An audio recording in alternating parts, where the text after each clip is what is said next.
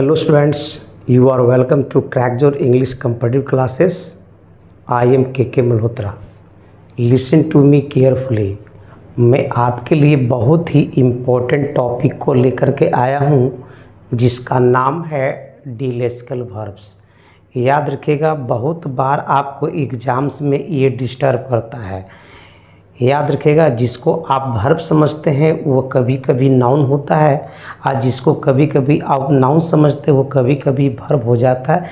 याद रखिएगा, क्योंकि डिफरेंट वहाँ पर आपको जानने की ज़रूरत है. डिलेक्सिकल वर्ब, याद रखिएगा, a delexical verb is a verb that has lost most of its original lexical meaning. Sir याद रखिएगा, डिलेक्सिकल वर्ब ही होता है, लेकिन वो वैसा वर्ब होता है क्योंकि आप पहले से उसको जानते हो. उसका एक आपका रियल मीनिंग होता है और एक उसका फेक मीनिंग होता है. याद रखिएगा, जो फेक मीनिंग है दैट मीन्स वो डिलेक्सिकल वर्ब्स होता है. फेक मीनिंग कहने का मतलब ऐसा नहीं है, जैसे सपोज दैट अगर आपको लगता है कि हैव का मतलब रखना होता है तो ठीक है, ये इसका तो लेक्सिकल वर्ब है, इसका एक ओरिजिनल है, ओरिजिनल मीनिंग है. लेकिन अगर ये डिलेक्सिकल में जाएगा तो हैव का मतलब रखना ना होगा. याद रहे, ये आने वाले नाउन के अकॉर्डिंग अपना अर्थ बदल लेगा. सर इसी को हम फेक कह रहे हैं, याद रखिएगा. ओके, ये टिप्स है lexical verb, verbs with meaning. Verbs with meaning का मतलब होता है जिस वर्ड को, जिस वर्ब को आपने वर्ब के तरह प्रयोग करते हो उसका जब ओरिजिनल मीनिंग आता है तो सर वो आपका लेक्सिकल वर्ब होता है. और जो अपना ओरिजिनल मीनिंग को न दे करके किसी आने वाला नाउन के अकॉर्डिंग अपना मीनिंग दे रहा है वो डिलेक्सिकल वर्ब है. याद रखिएगा, डिलेक्सिकल वर्ब क्या है? Verbs without meaning. अब वर्ब्स विदाउट मीनिंग का कहने का मतलब ये है कि वर्ब तो है जिसे आप जानते हो, वो यदि उसका सेंटेंस में उसका रियल मीनिंग अगर है, जैसे हैव का मतलब रखना, गिव का मतलब देना, मेक का मतलब बनाना, तो एक चीज़ याद रखिएगा, यदि उसका मीनिंग है तो सर वो लेक्सिकल है. लेकिन वो अपना न सेंस दे करके किसी नाउन के लिए अपना सेंस को बदल दे रहा है, उसे हम डिलेक्सिकल वर्ब कहते हैं. याद रखिएगा, the main meaning of the expression is carried by the noun that flows it's meaning. The same thing तो मैंने यहाँ बताया. The main meaning of the expression is carried by the noun. याद रखिए, वो carried by the noun, noun के according, या that flows it's meaning, जो उसका मीनिंग बताता है उसे हम डिलेक्सिकल वर्ब कहते हैं. आई हैव ए कार, एक छोटा सा एग्जाम्पल दिया हुआ है. I have a car. याद रखिएगा, आई क्या है? एक सब्जेक्ट है. याद रखिएगा, आई क्या है? एक सब्जेक्ट है, और सब्जेक्ट के बाद जो आने वाला जो वर्ड होता है वो हमारा वर्ब होता है. क्लियर? तो ये हमारा वर्ब है. अब याद रखिएगा, कभी कभी एग्जाम ये पूछ देगा कि सर ये लेक्सिकल वर्ब है या डिलेक्सिकल वर्ब है.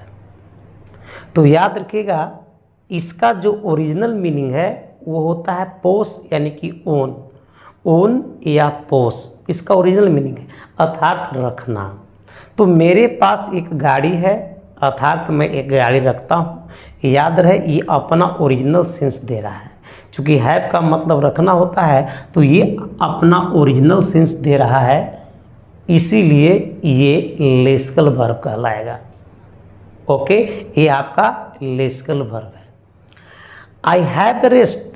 याद रखिएगा, हैव यहाँ पर भी वर्ब है. Listen to me. और ये आपका सब्जेक्ट है. यहाँ पर है जिसका अपना ओरिजिनल मीनिंग है, और यहाँ पर ध्यान दीजिएगा, हैव का मतलब रखना होगा तो ए रेस्ट का मतलब आगे हमारा एक नाउन दे रहा है आराम. तो कभी आपने सुना किसी ने कहा है कि मैं आराम रखता हूँ? नहीं, मैं आराम करता हूँ. तो याद रखना, इसका अपना मीनिंग नहीं है. जब इसका अपना मीनिंग नहीं है, चूँकि ये इस नाउन के अकॉर्डिंग अपना मीनिंग को बदल रहा है. मैं आराम करता हूँ, आई हैव रेस्ट, रखता हूँ नहीं, तो ये इसका अपना ओरिजिनल मीनिंग नहीं है. इसका मीनिंग इस नाउन पर डिपेंड है, तब जाकर के सर ये कहलाएगा कि ये डिलेक्सिकल वर्ब है। याद रखिएगा, ये तुम्हारा डिलेक्सिकल वर्ब है और ये जो तुम्हारा हुआ वो हो गया लेक्सिकल वर्ब।